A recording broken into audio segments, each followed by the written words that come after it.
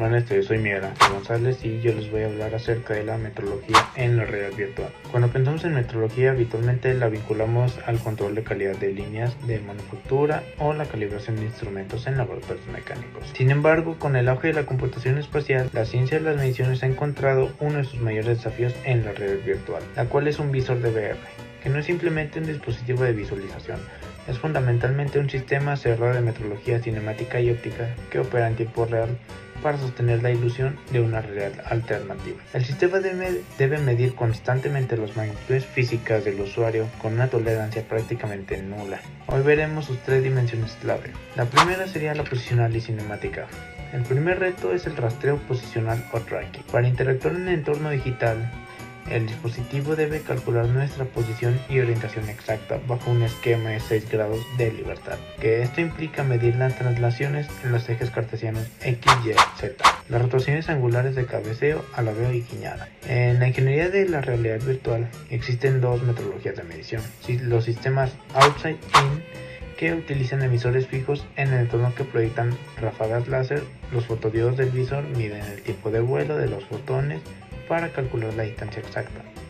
Luego están los sistemas Inside Out, que emplean cámaras de alta velocidad integradas en el propio visor. Mediante algunos algoritmos de localización y mapeos simultáneos, el software mide el flujo óptico del entorno real para triangular nuestra posición. Desde la perspectiva de la metrología, es muy importante que no ocurran errores, así que cualquier error debe ser inferior a 1 milímetro, ya que cualquier desviación mayor provoca que el mundo virtual se desplace de forma asíncrona con nuestro cuerpo, rompiéndola por opción. Luego seguiría la temporal y la latencia.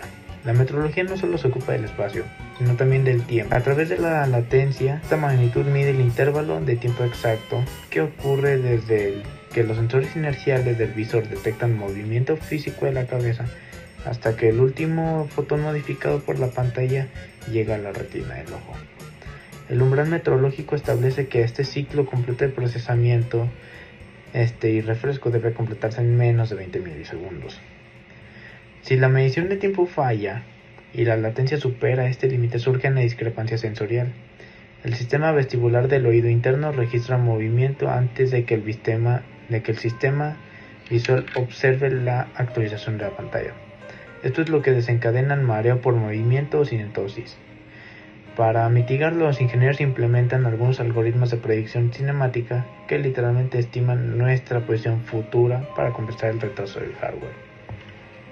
Luego seguiría la óptica y biométrica. Finalmente, debemos considerar la interfaz entre la máquina y la biología humana. La metrología óptica.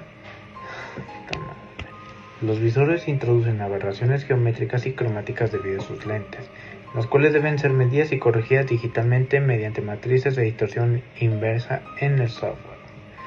A esto se le suma la calibración biométrica mediante el seguimiento ocular o eye tracking, que son cámaras infrarrojas que miden el vector de reflexión de la pupila de forma ultra precisa. Esta medición angular permite el desarrollo del renderizado foveado, una técnica donde el motor gráfico identifica la zona exacta del foveo del ojo para concentrar allí la máxima resolución, reduciendo el procesamiento en la periferia. Si la medición del eje de la mirada se desvía una fracción de segundo, la experiencia visual se degrada de inmediato. Entonces podemos concluir que la metrología está en todos lados, aunque no la veas luego, no se distinga de forma clara. La metrología no se ve a simple vista, pero está presente en cada cosa que hacemos.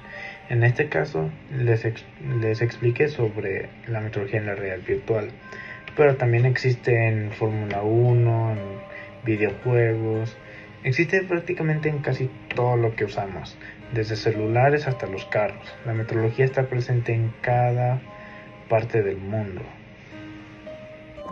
En la metrología de los videojuegos hay diferentes tipos de mediciones, como por ejemplo un tipo de medición que podríamos decir es la hitbox, que lo que hace la hitbox en los videojuegos es básicamente que es una programación en donde tiene como un punto de golpeo. Por ejemplo, si pongo un ejemplo de un juego, podría ser uno de los juegos más famosos, por no decir el más famoso, que sería Minecraft, En Minecraft, al momento de pegarle al oponente o a pegarle sí, al mono de otra persona, básicamente este se mueve y este recibe el golpe. Básicamente el juego programa en el mono como estas típicas llamadas hitbox, que son como estadísticas o unas estrellitas que se colocan en la programación, y esto hace que detecte el golpe. Por ejemplo, en otro juego podría ser que Call of Duty también, que es muy famoso. Las hitbox aquí se contarían, por ejemplo, al momento de disparar y darle a tu oponente. O sea, le disparas con un rifle a tu oponente y este mismo que recibe el disparo, notarás cómo se baja la vida de daño del enemigo, y esto es porque acabas de recibir este disparo, y esto es lo que hace el funcionamiento de las hitbox.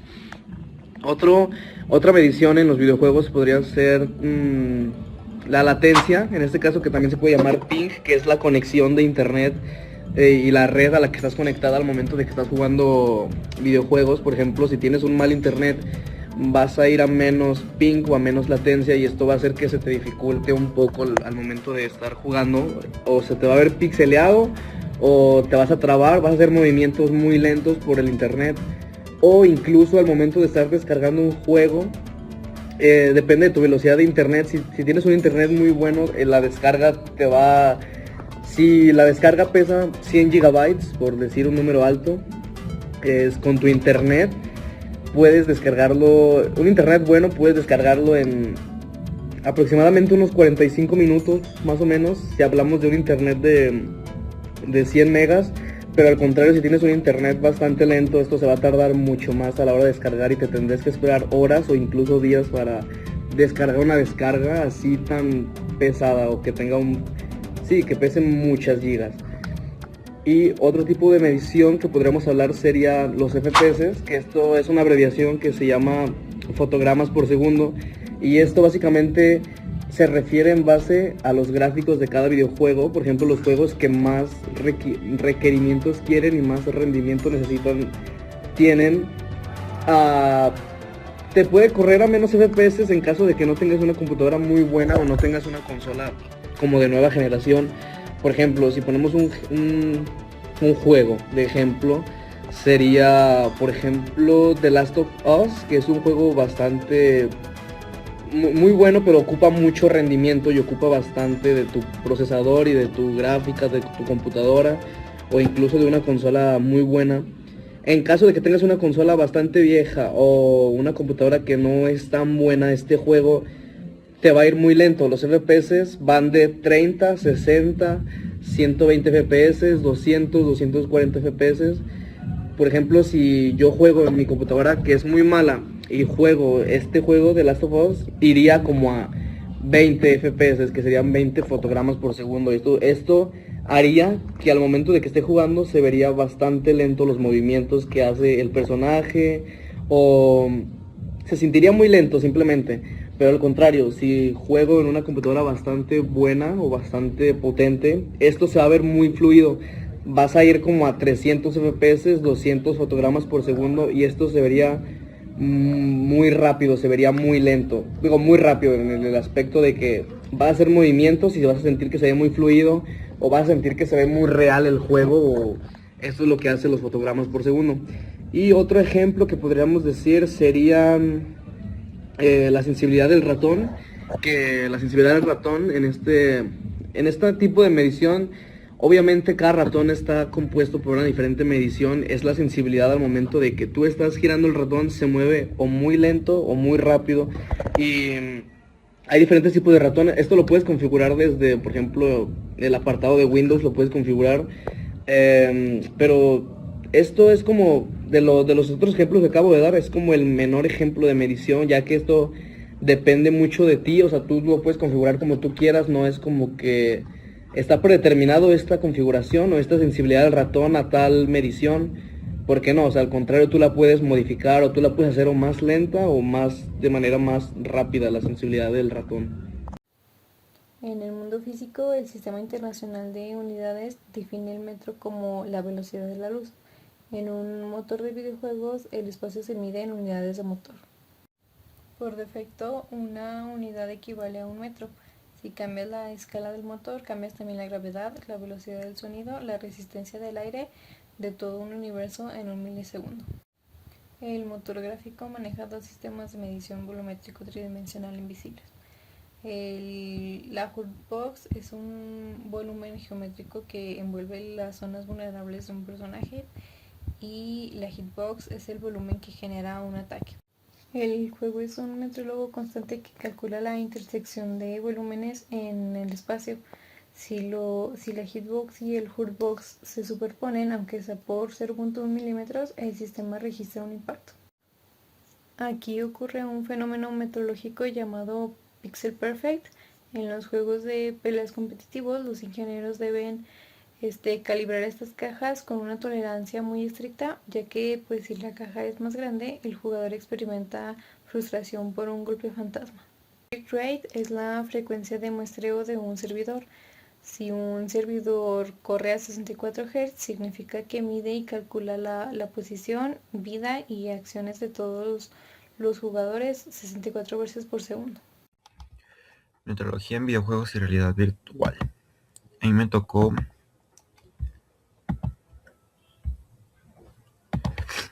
la precisión y latencia. En esta diapositiva vamos a hablar de dos conceptos muy importantes de la metrología que hacen posible la realidad virtual, la precisión y la latencia. Primero, ¿qué entendemos por precisión? En metrología, la precisión se refiere a qué tan cerca está una medición del valor real. Es decir, si el sistema dice que mi mano está en un punto determinado, esta posición debe coincidir lo más posible con la ubicación real de mi mano.